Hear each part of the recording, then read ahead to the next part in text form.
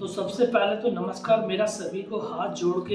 इस वीडियो में मैं आपको बताऊंगा कि क्विक कॉमर्स क्या होता है, इसका प्रोसेस क्या होता है, इसका बिजनेस मॉडल कैसे होता है, काम करता है, ये जो सेलर्स होते हैं उनके साथ डील कैसे करते हैं और क्या प्रोसेस होता है, सेलर को क्या क्या रिक्वायरमेंट होती है सेल करने के लिए अगर इनसे ज्वाइन करना चाहता है। तो सबसे पहले मैं बता दूं, क्विक कॉमर्स का मतलब है जितनी भी ये कंपनी है क्विक कॉमर्स के अंडर में आती हैं, जैसे ब्लिंकिट है, बिग बास्केट है, हमारा जियो मार्ट है, हमारा स्विगी इंस्टामार्ट है, जेप्टो है, विंजो है, ये सारी है क्विक कॉमर्स कंपनी।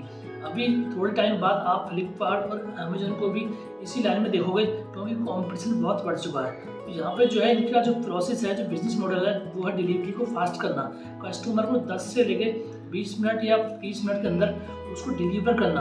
अब यहाँ पे बात आती है कि इनका जो प्रोसेस होता है सेलर के बीच और क्विक कॉमर्स कंपनी के बीच क्या होता है। तो यहाँ पे सबसे पहला जो स्टेप होता है, सेलर को अपना एक सेलर अकाउंट बनाना पड़ता है इनमें, सप्लायर अकाउंट, ठीक है। अकाउंट बनने के बाद प्रोडक्ट को लिस्ट करके आता है। लिस्टिंग होने के बाद यहाँ पे सेलर से ये परचेज ऑर्डर रेज करते हैं अपनी तरफ से, मतलब 100 प्रोडक्ट का या 200 का। उसके बाद उस प्रोडक्ट को अपने स्टोर में रखते हैं। यहाँ पे जो प्रोसेस है, इसका जो तरीका है वो है कि अपने स्टोर में स्टोर करके उसको फिर आगे कस्टमर के पास पहुँचाना जल्दी से जल्दी। तो यहाँ पे जो सबसे बड़ा अच्छा फायदा है कि यहाँ पे जो सप्लायर होता है, जो सेलर होता है, उसको यहाँ पे प्रोडक्ट को पैक नहीं करना है, ना ही उसको डिलीवर करना है। ये सारी जिम्मेदारी लेती है कौन? जो क्विक कॉमर्स की कंपनी होती है, ब्लिंकिट है, बिग बास्केट है, जेप्टो है, स्विगी इंस्टामार्ट है। तो यहाँ पे जितनी भी मेट्रो सिटीज हैं, दिल्ली है, तुम्हारा बेंगलोर है, ये तुम्हारा गुरुग्राम है, नोएडा है, सभी में ऑलमोस्ट ये आ चुकी है। तो यहाँ पे अगर आप ऑर्डर करोगे इनसे कोई भी स्पाइसेस करते हो, कोई भी दूध करते हो, घी करते हो, तो ये आपको 10 से 30 मिनट्स के अंदर आपके पास ऑर्डर दे देंगे सबसे पहले, ठीक है। तो प्रोसेस समझ आएगा। यहाँ पे सेलर को कुछ भी नहीं करना होता, यहाँ पे जस्ट अपना अकाउंट बना के लिस्ट करना है और उसके बाद इसको परचेज ऑर्डर देके वहाँ पे इनका जो स्टोर है उसमें स्टॉक करवा देना है, वहाँ से फिर आगे सेल होता है। अब बात आती है कि यहाँ पे अगर आपको सेलर बनना है किसी भी प्लेटफॉर्म पे, ब्लिंकिट पे या बिग बास्केट पे या किसी पे भी, तो उसके लिए आपको क्या करना पड़ेगा?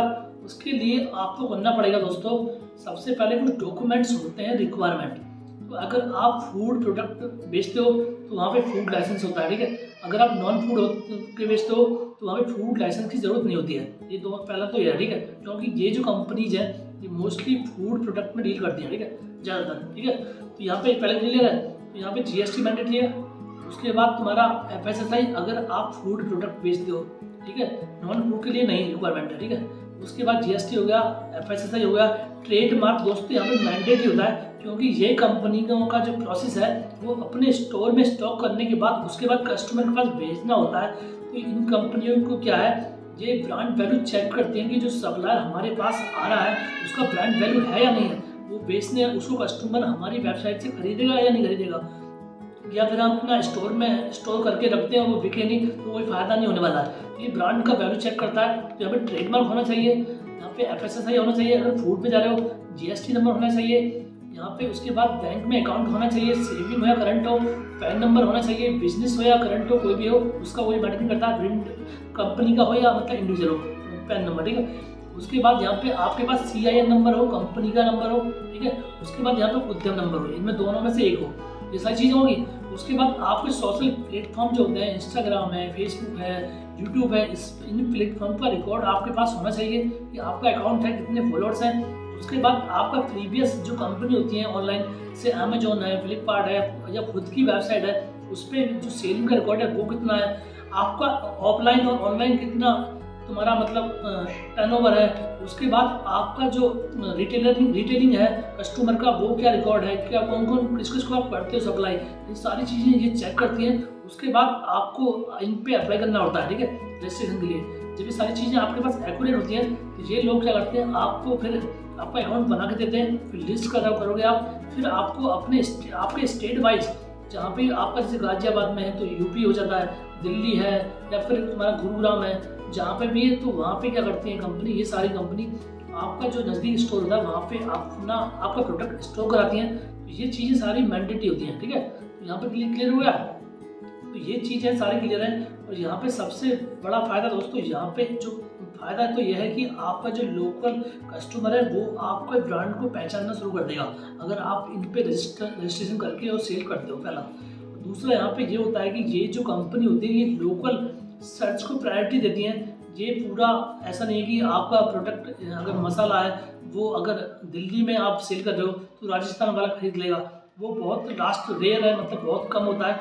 ये लोकल सर्च को ओनली प्रायोरिटी देती है। तो आपके लिए सबसे बड़ा बेनिफिट जो है, मतलब बेनिफिट नहीं है जो आपके लिए, वो है कि आपका प्रोडक्ट ऑल ओवर इंडिया में सप्लाई नहीं होगा अगर आप इनसे जुड़ते हो। आपको बस इतना फ़ायदा होगा कि आपकी जो लोकल ब्रांडिंग है वो अच्छी तरीके से हो सकती है इन कंपनियों के द्वारा अगर आप इन पे सेल कर सकते हो। अब प्रोडक्ट दोस्तों यहाँ पे अभी क्या है, कोई भी आप सेल कर सकते हो।